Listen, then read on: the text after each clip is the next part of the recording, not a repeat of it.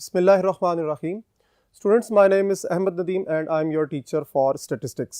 Chapter number 15 association को हम study कर रहे हैं और अब हम न्यूमेरिकल क्वेश्चंस की एंडिंग की तरफ जा रहे हैं। हमने बहुत से न्यूमेरिकल क्वेश्चंस को स्टडी किया है और हमने ये समझने की कोशिश की है कि किस तरह क्वालिटेटिव इंफॉर्मेशन के लिए हम कैलकुलेशंस करते हैं।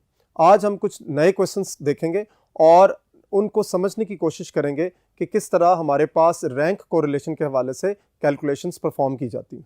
तो चलिए बोर्ड की तरफ क्वेश्चन को स्टडी करेंगे। The ranks of 10 same students in mathematics. ये लफ्ज बड़ा इंपॉर्टेंट है, सेम स्टूडेंट्स, ठीक है। The ranks of 10 same students in mathematics and economics were as follows. यानी 10 स्टूडेंट्स का डेटा लिया गया है दो सब्जेक्ट्स के हवाले से, मैथमेटिक्स और इकोनॉमिक्स, और उनके रैंक्स बता दिए गए। यानी आप ये कह सकते हो, अगर ये इस तरह पेयर्ड फॉर्म में है तो 1 जो है वो मैथमेटिक्स का रैंक है और 6 जो है वो इकोनॉमिक्स का रैंक है। सिमिलरली 2 मैथमेटिक्स का रैंक है और 5 इकोनॉमिक्स का रैंक है। अब आपने ये ज़हन में रखना है कि वी हैव 10 स्टूडेंट्स। ये सोल्यूशन को यहाँ पर मैं जो पोर्शन आपको सॉल्व करके दिखाऊंगा, यहाँ आपको सिर्फ अंडरस्टैंडिंग देखनी है। एक्चुअली ये सोल्यूशन का पार्ट नहीं है, लेकिन सिर्फ इस क्वेश्चन की अंडरस्टैंडिंग के लिए मैं कुछ चीज़ें यहाँ पर आपसे डिस्कस करूँगा और आपने इसको अच्छे तरीके से अंडरस्टैंड करना है। यानी एक चीज़ बड़ी इंपॉर्टेंट है जो याद रखनी है, वी हैव 10 स्टूडेंट्स। यानी आप ये कह सकते हैं A, B, C, D, E, इसी तरह F, G, H, I और J। इस तरह हमारे पास टोटल कितने स्टूडेंट्स हो गए? 10 स्टूडेंट्स हो गए। अब रैंक्स किस तरह है ये ज़रा देखने आपने बहुत ध्यान से, कि जब हम ये बात कर रहे हैं कि रैंक 1 है सब्जेक्ट मैथमेटिक्स का और रैंक 2 है सब्जेक्ट इकोनॉमिक्स का, तो स्टूडेंट A के हवाले से ये बात हो रही है कि ये जो 1 और 6 है ये स्टूडेंट 1 को रैंक दिए गए हैं, ठीक है। यानी या स्टूडेंट A, कोई A है, आप 1 2 3 भी रख सकते हैं, लेकिन चूंकि 1 2 3 डिजिट्स जो हैं वो रैंक्स के लिए इस्तेमाल होते हैं, इसलिए हम बेहतर है कि उसको हम अल्फ़ाबेटिकल ऑर्डर के तहत उसको लिख लेते हैं। ये ABC भी लिखना ज़रूरी नहीं है, आप इसको कोई और अल्फ़ाबेट्स भी दे सकते हैं, लेकिन मैंने ABC इसलिए रखा कि ये एक ऑर्डर के तहत आ रहा है। सो A एक स्टूडेंट है जिसने 2 रैंक्स लिए हैं। पहला रैंक उसका है अकॉर्डिंग टू मैथमेटिक्स और दूसरा रैंक है उसका अकॉर्डिंग टू इकोनॉमिक्स। यानी आप ये कह सकते हैं कि ये जो 1 आपको नजर आ रहा है, ये 1 किसके लिए है? ये उसने ग्रेड लिया है या उसका जो रैंक है वो मैथमेटिक्स के अंदर है, और जो 6 है उसका रैंक है इकोनॉमिक्स के अंदर। इसको इस तरह भी अंडरस्टैंड किया जा सकता है कि आप इन जनरल ये समझ सकते हैं कि जो स्टूडेंट A था वो मैथमेटिक्स में रैंक 1 पर था और इकोनॉमिक्स में वो रैंक 6 के ऊपर है। अब आगे चलते हैं स्टूडेंट B की तरफ, जिसके रैंक्स दिए गए हैं 2 और 5, ठीक है। सो 2 और 5 का मतलब क्या है कि स्टूडेंट B, ठीक है, स्टूडेंट B ने मैथमेटिक्स में रैंक लिया है 2 और इकोनॉमिक्स में रैंक लिया है 5। सिमिलरली जब हम C की तरफ जाते हैं तो ये है 3 और 1। इसका मतलब ये है कि हमारे पास जो स्टूडेंट C का डेटा आया है उसके अकॉर्डिंगली जो रैंक उसको मिला है मैथमेटिक्स के अंदर वो है 3 और इकोनॉमिक्स के अंदर उसको रैंक मिला है 1, एंड सो ऑन। ये सिचुएशन इस तरह क्रिएट हो जाएगी और आप D के लिए, E के लिए, F, G, H, I, J, ये जो 10 स्टूडेंट्स हैं उनके लिए आप ये डेटा कंसिडर करेंगे इस अंदाज में। सो आपने ये जहन में रखना है कि ये पोर्शन आपके सोल्यूशन का पार्ट नहीं है। हम डायरेक्ट जब नेक्स्ट बोर्ड पर शिफ्ट होंगे तब आपको जो टेबल नजर आएगा, आपने डायरेक्टली क्वेश्चन का जो आंसर है वहीं से स्टार्ट करना है। ये सिर्फ मैंने समझाने के लिए लिखा है कि किस तरह आप यहां से डेटा को अंडरस्टैंड करेंगे। डेटा को अंडरस्टैंड करने के लिए मैंने आपको ये चीज बता दी है कि जो ब्रैकेट में 2 नंबर्स दिए गए हैं वो एक ही स्टूडेंट के 2 डिफरेंट रैंक्स हैं। एक स्टूडेंट है, दो डिफरेंट रैंक्स हैं, पहला रैंक मैथमेटिक्स को रिप्रेजेंट कर रहा है और दूसरा रैंक इकोनॉमिक्स को रिप्रेजेंट कर रहा है। ठीक है, सो अब हम इसी अंडरस्टैंडिंग के साथ नेक्स्ट बोर्ड की तरफ चलते हैं और अपनी कैलकुलेशन को शुरू करते हैं और देखते हैं कि किस तरह हम 10 स्टूडेंट्स के दो सब्जेक्ट्स का रैंक कोरिलेशन कैलकुलेट करते हैं। तो चलिए नेक्स्ट बोर्ड की तरफ।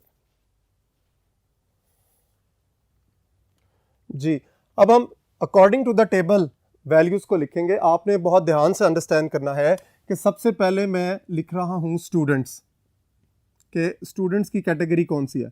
यहाँ पर हमारे पास अगर नेम्स होंगे स्टूडेंट्स के तो वो भी लिखे जा सकते हैं, अदरवाइज मैं यहाँ पर अल्फ़ाबेटिकल ऑर्डर के तहत इसको मेंशन कर दूंगा। स्टूडेंट ए, इसी तरह student B, student C, student D, E, F, G, H, I और जे। 1 2 3 4 5 6 7 8 9 10 स्टूडेंट्स हमारे पास अवेलेबल थे, उनका डेटा हमने देख लिया। अब यहाँ पर उसके बाद हम लिखेंगे रैंक्स, और रैंक्स किसके हैं? मैथमेटिक्स के, मैथमेटिक्स रैंक। ठीक है, उसके बाद है इकोनॉमिक्स रैंक, इसको हम y भी कह सकते हैं और फर्स्ट हम इसको x भी कह सकते हैं। ठीक हो गया। अब A, स्टूडेंट A था, उसका रैंक क्या था आपने फर्स्ट बोर्ड पे देखा है, और वो था 1-6। तो 1 मैंने आपको जैसे एक्सप्लेन किया है कि 1 for mathematics and 6 for economics. जो ब्रैकेट में आपको डेटा गिवन था उसमें जो फर्स्ट वैल्यू है वो रैंक ऑफ मैथमेटिक्स को रिप्रेजेंट कर रही है, और सेकंड वैल्यू जो है वो रिप्रेजेंट कर रही है आपकी इकोनॉमिक्स को। ठीक है, अब इसी तरह हम सारे पेयर्स को, जो डेटा के अंदर पेयर्स अवेलेबल थे, उनको अकॉर्डिंग टू द कॉलम यहां पर पुट अप करेंगे। तो बी के लिए जो स्टूडेंट बी था उसका रैंक था 2-5, मतलब 2 for mathematics and 5 for economics. C student, उसका रैंक था 3-1, means 3 for mathematics and 1 for economics. ठीक हो गया। उसके बाद 4-4 का मतलब है 4 mathematics and 4 is for economics. Then 5-5 and 2। Hope आपको यहां पर समझ आ रही होगी कि जब मैं पेयर की बात कर रहा हूं तो इसका मतलब है फर्स्ट वैल्यू मैथमेटिक्स के कॉलम में लिखी जाएगी और सेकंड वैल्यू जो है वो इकोनॉमिक्स के कॉलम में लिखी जाएगी। सो एफ के लिए हमारे पास नेक्स्ट है जी, F is 6-7, देन हमारे पास है जी 7-8, देन 8-10, देन 9-3 एंड 10-9। इस तरह हमने रैंक्स को according to the subjects column wise अलग अलग कर लिया। अब हमारा काम क्या है?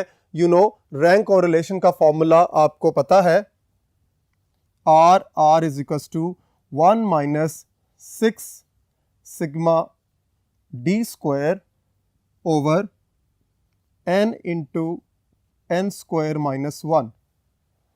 n is the total number of pairs जो आपके पास x और y की सूरत में अवेलेबल होते हैं, वो आपको पता है 10 है।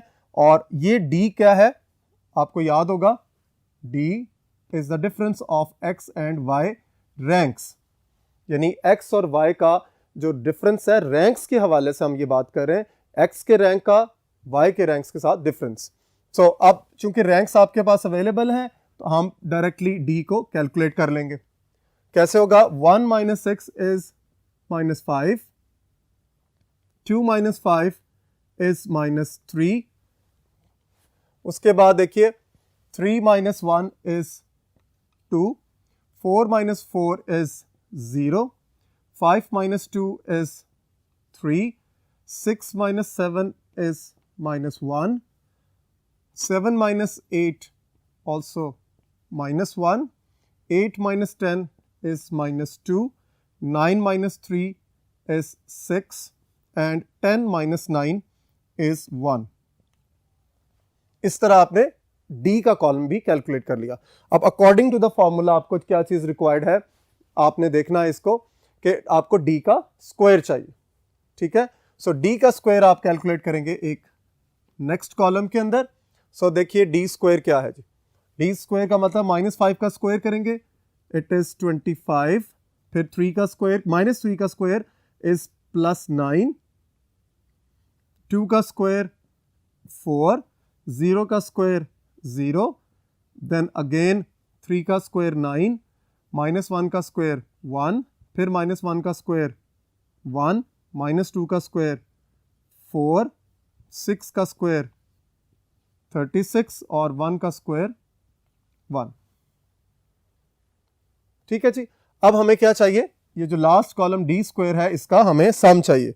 सो कैलकुलेटर पर इसका सम करेंगे, 25 + 9 + 4 + 0 + 9 + 1 + 1 + 4 + 36 + 1।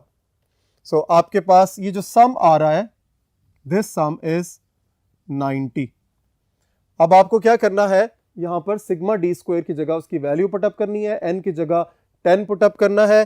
तो देखिए आपका आंसर क्या जनरेट होगा।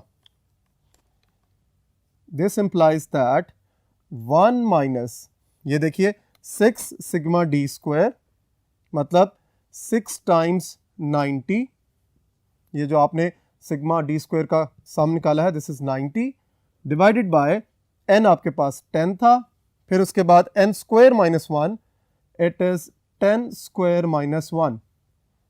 सो अब आप इसको सॉल्व करेंगे तो देखिए 10 स्क्वायर 100 होता है, 100 में से 1 माइनस करेंगे 99, और जब इसको मल्टीप्लाई करेंगे तो आपके पास क्या सिचुएशन एग्जिस्ट करेगी, 1 minus 540 divided by 99 multiply by 10 is 990। तो देखिए क्या सिचुएशन बन रही है हमारे पास, 540 डिवाइडेड बाय 990। दिस इज, यहां मैं इसको अलग से सॉल्व कर रहा हूं, 1 माइनस 0.5455। तो जब इसमें से 1 में से इस वैल्यू को माइनस करेंगे तो आपके पास आंसर एग्जिस्ट कर जाएगा 0.4545। ठीक है जी। सो हम ये कह सकते हैं अकॉर्डिंग टू द कैलकुलेशन कि मैथमेटिक्स और इकोनॉमिक्स के ग्रेड्स में जो कोरिलेशन है उनके रैंक्स के हवाले से वो है 0.4545, यानी पॉजिटिव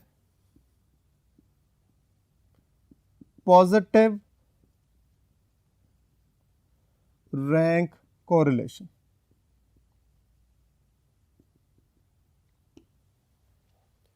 अब नए क्वेश्चन के लिए हम वापस बोर्ड नंबर 1 की तरफ चलते हैं और देखते हैं कि नया क्वेश्चन क्या है। नेक्स्ट क्वेश्चन है आपके पास, 7 army recruits were given 2 separate aptitude test.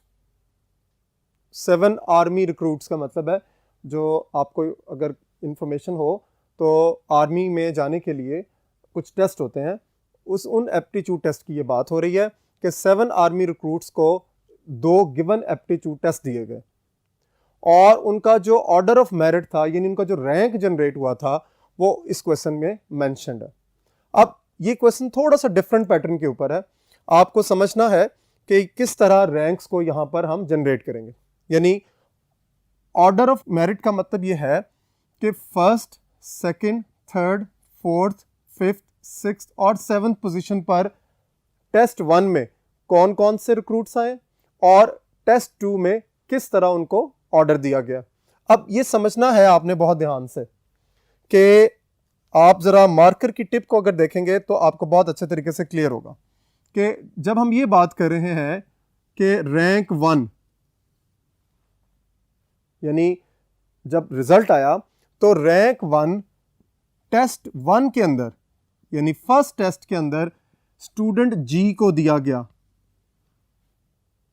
Rank 2 जो था, यानी सेकंड रैंक, स्टूडेंट एफ को दिया गया, जिस तरह अभी हमने इससे पहले भी एक एग्जांपल की थी, तो उसमें मैंने आपको बताया था कि 10 स्टूडेंट्स को जब कहा गया कि 10 स्टूडेंट्स के रैंक्स क्वेश्चन के अंदर मेंशन्ड है, तो हमने क्या किया, उनको लेट कर लिया A B C D E F G H I J तक, यानी A से लेकर J तक हमने उनको 10 स्टूडेंट्स कंसिडर कर लिए। यहाँ पर नाम भी लिखे जा सकते हैं, यानी G का मतलब हमसे गुलाम साहब कह दें, गुलाम मुस्तफ़ा कह दें, ठीक है। F स्टैंड फॉर फरहान, आप कोई भी नाम रख सकते हैं यहाँ पर। तो आप यूं कह लीजिए कि अब समझना है आपको कि जो गुलाम मुस्तफ़ा साहब है, कोई गुलाम मुस्तफ़ा साहब को फर्स्ट टेस्ट में पहला रैंक मिला है, लेकिन अब आपने ढूंढना है कि गुलाम मुस्तफ़ा साहब को सेकंड टेस्ट में कौन सा रैंक मिला है। तो आपने यहां पर जजमेंट करनी है। जरा गौर कीजिए कि ये first rank, second, third, fourth, fifth, यानी गुलाम मुस्तफ़ा साहब जो हमने लेट किया है नाम, उनको टेस्ट 2 के अंदर कौन सा रैंक मिला है, फिफ्थ रैंक। ठीक हो गया। अब जरा हम यहां पर फॉर एग्जांपल एफ की ही बात कर लेते हैं पहले, कि फरहान साहब है कोई, उनको टेस्ट 1 के अंदर जो रैंक दिया गया वो 2 था, सेकंड रैंक। ठीक है, ये बात बड़ी इंपॉर्टेंट है, और ये मैं आपको पहले से बता दूं कि अभी मैंने सोल्यूशन स्टार्ट नहीं किया, मैं सिर्फ आपको क्वेश्चन की स्टेटमेंट एक्सप्लेन कर रहा हूं। सो फरहान साहब को टेस्ट 1 में फर्स्ट टेस्ट के अंदर सेकंड रैंक मिला। अब जरा ढूंढिए टेस्ट 2 के अंदर उनको कौन सा रैंक मिला था। इत्तेफाक से उनको सेकंड टेस्ट में भी रैंक 2 ही दिया गया। ठीक है, अब जरा हम चेंज करने लगे। आप जरा देखिए कि डी, ठीक है, डी कोई आपके पास रिक्रूट है, ठीक है। अब डी एक स्टूडेंट है या रिक्रूट है, उसको टेस्ट 1 के अंदर जो रैंक दिया गया, जरा गौर से देखिए कि फर्स्ट टेस्ट के अंदर डी स्टूडेंट को, डी रिक्रूट को 4th रैंक मिला, लेकिन इस डी को जरा सेकंड टेस्ट में देखें कौन सा रैंक मिला है, यहां पर देखें वो फर्स्ट पोजीशन पर है। तो ऐसा होता है आपकी अपनी रियल लाइफ में भी, ऐसी बहुत सी चीजें होती हैं कि कुछ लोग जो है किसी जगह पर बहुत अच्छा परफॉर्म करते हैं और वही लोग किसी दूसरी जगह पर अच्छा परफॉर्म नहीं करते। तो यही बात हो रही है यहां पर भी, जरा गौर कीजिए। और आपको यहां से भी प्रूफ मिल रहा होगा कि जी जो स्टूडेंट है, जो रिक्रूट है, उसको फर्स्ट टेस्ट में फर्स्ट रैंक मिला, लेकिन सेकंड टेस्ट के अंदर उसको रैंक कौन सा मिला है, 5। ये 2 रोज है, इसलिए उसको हमने अलग अलग उसको डिफाइन किया हुआ है। यानी अगर ये सेकंड रो में लिखा हुआ है तो इसका मतलब है सेकंड रो में 5th रैंक लिखा हुआ है। ठीक हो की बात। सो आप ये कह सकते हो कि जो डी स्टूडेंट था उसको फर्स्ट टेस्ट में 4th रैंक मिला, लेकिन उसको सेकंड टेस्ट में फर्स्ट रैंक मिला। अब इत्तेफाक की एक बड़ी बात जो कॉमन है, जो आपने यहां पे देखी, कि जो एफ था उसका दोनों टेस्टों में सेम रैंक है, यानी वो 2 पे है। ठीक है, सो आपने क्या करना है, स्टूडेंट्स के हवाले से आपने उनके रैंक्स टेस्ट 1 और टेस्ट 2 में आइडेंटिफाई कर देने, अलग अलग उनके कॉलम्स में उसको लिख देना। तो बोर्ड नंबर 2 की तरफ चलते हैं, और इन स्टूडेंट्स को, जो कौन कौन से स्टूडेंट्स थे, कौन कौन से रिक्रूट्स थे, ए बी सी, देखिए गौर से, A B C D E F और जी, यानी ए से लेकर जी तक आपके पास कितने रिक्रूट्स थे, 7। इन 7 रिक्रूट्स को टेस्ट 1 और टेस्ट 2 के कौन कौन से मेरिट्स दिए गए, कौन कौन से रैंक्स दिए गए, ये हम कॉलम वाइज नेक्स्ट बोर्ड पर चलकर लिखते हैं और अपना क्वेश्चन कंप्लीट करते हैं। जी, स्टूडेंट्स में मैंने यहां पे लिखा हुआ है, फर्स्ट कॉलम में स्टूडेंट्स को, स्टूडेंट्स फर्स्ट कॉलम है, उसमें देखिए हम कौन कौन से स्टूडेंट्स लिखेंगे। अभी हमने डिफाइन किया था ए, फिर उसके बाद बी, देन सी, देन डी, ई, एफ और जी। ठीक है जी, यानी हमारे पास ए से लेकर जी तक 7 रिक्रूट्स हैं, 1 2 3 4 5 6 7। अब आपने देखना है कि ए को, ये जो फर्स्ट रिक्रूट था ए, उसको टेस्ट 1 में कौन सा रैंक दिया हुआ है और टेस्ट 2 में कौन सा रैंक दिया हुआ है। तो जरा मैं तो बोर्ड नंबर 1 की तरफ देख सकता हूं, आप उसको थोड़ा सा रिवाइंड करके इसको चेक कर सकते हैं। आपने सिर्फ ये चेक करना है ए का रैंक टेस्ट 1 में क्या है और टेस्ट 2 में क्या है। तो मुझे जो नजर आ रहा है, हम ए की पोजीशन जब देखते हैं तो उसको रैंक 3 मिला है टेस्ट 1 में और रैंक 7 मिला है टेस्ट 2 में। ठीक हो गया। अब जरा आगे चलिए बी की तरफ। बी को टेस्ट 1 के अंदर जो रैंक मिला है वो मिला है आपको रैंक 5th और टेस्ट 2 के अंदर उसको रैंक मिला है 4। ठीक है जी। अब आइए सी की तरफ। सी की पोजीशन जब हम देखते हैं तो उसको टेस्ट 1 में रैंक जो मिला है वो है 6th और टेस्ट 2 के अंदर उसको रैंक इत्तेफाक से वो 6 ही है।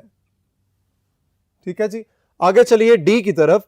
तो डी की तरफ हम देखते हैं तो डी को टेस्ट 1 में जो रैंक मिला है वो 4 है और टेस्ट 2 में उसका रैंक 1 है। ये हमने अभी डिस्कस भी किया था, अगर आपको याद हो तो हमने ये बड़ा इंपॉर्टेंटली इसको देखा भी था और मैंने आपको ये बात यहां बताई भी थी कि ऐसा रियल लाइफ में सिचुएशंस में होता है कि कुछ स्टूडेंट्स जो हैं या कुछ लोग एक जगह पर बहुत अच्छा परफॉर्म करते हैं, दूसरी जगह पर वो अच्छी परफॉर्मेंस नहीं दे पाते। यही वजह है कि डी को टेस्ट 1 में रैंक 4 मिला था लेकिन टेस्ट 2 में उसका रैंक 1 है।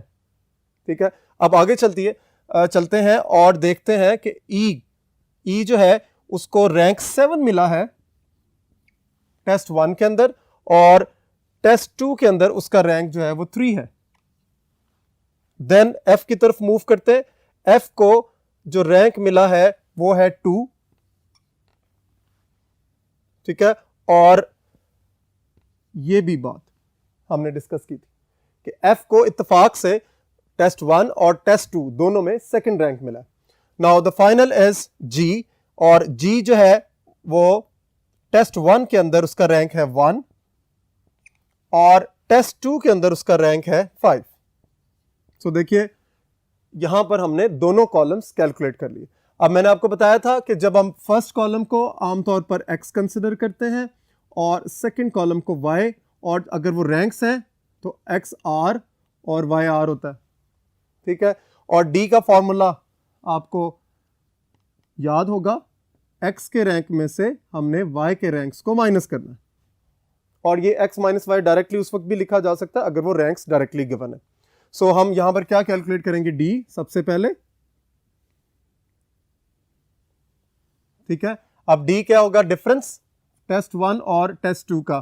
तो देखिए 3 माइनस 7 इज -4, 5 माइनस 4 इज +1 होगा यहाँ पे क्योंकि लार्जर नंबर है 5। 6 minus 6 is 0, then it is 3, then 4, then 0 and then -4। अब उसके बाद लास्ट आपका कॉलम क्या है जी, डी स्क्वायर का। तो -4 का स्क्वायर 16, 1 का स्क्वायर 1, 0 का स्क्वायर 0 और 3 का स्क्वायर 9। देन उसके बाद 4 का स्क्वायर 16, 0 और देन 16। अब आप देखिए यहां पर आपको क्या करना है, डी का सम चाहिए, डी स्क्वायर का सम चाहिए क्योंकि आपका जो फॉर्मूला है रैंक कोरिलेशन के हवाले से 1 minus 6 sigma D square divided by n times n square -1। ठीक है। आपको क्या करना है, डी स्क्वायर का सम कैलकुलेट करना है।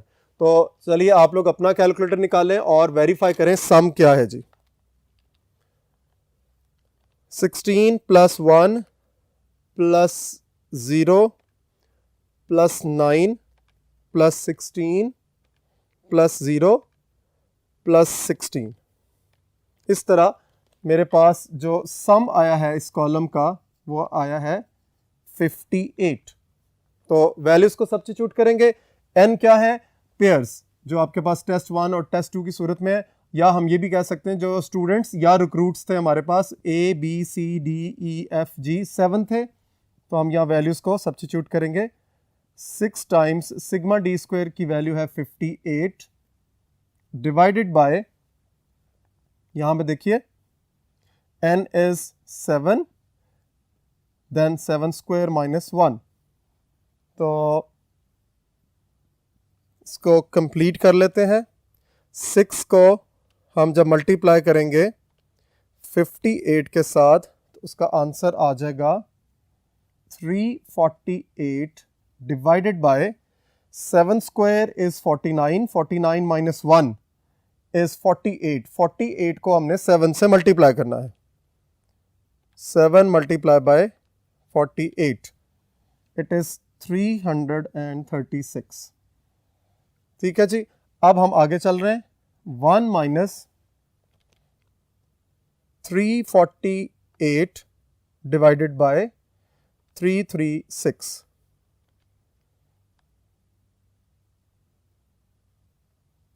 348 डिवाइडेड बाय 336।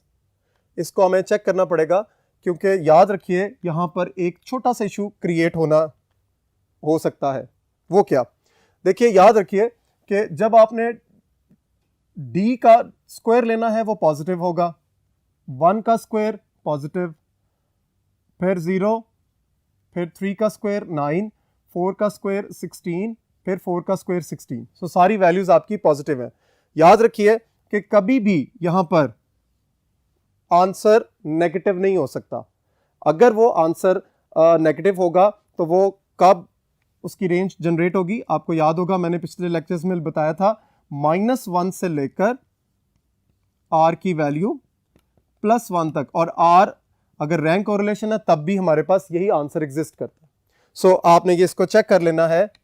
दिस इज, अगर हम 348 को 336 पर डिवाइड करते हैं तो आंसर आ जाता है 1.0357।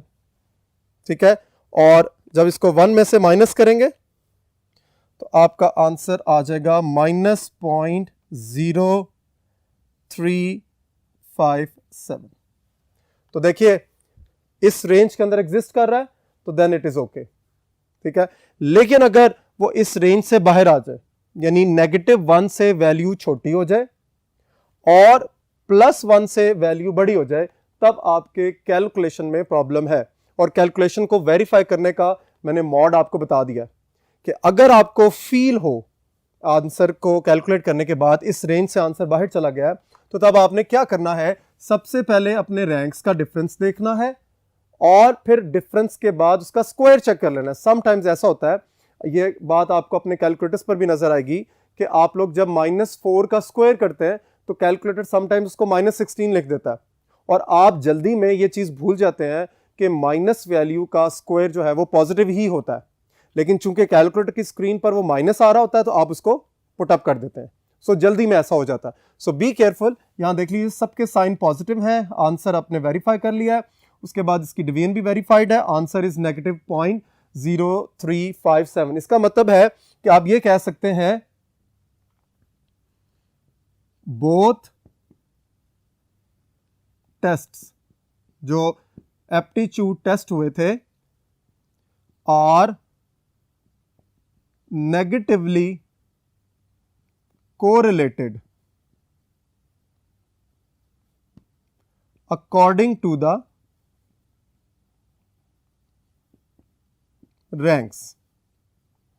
यानी जब उन 7 रिक्रूट्स के रैंक्स बनाए गए और उनकी कोरिलेशन आपस में फाइंड की गई, तो नेगेटिव आंसर ये रिप्रेजेंट कर रहा है कि उनके जो रैंक्स थे वो नेगेटिवली कोरिलेटेड थे। क्लियर होगी बात?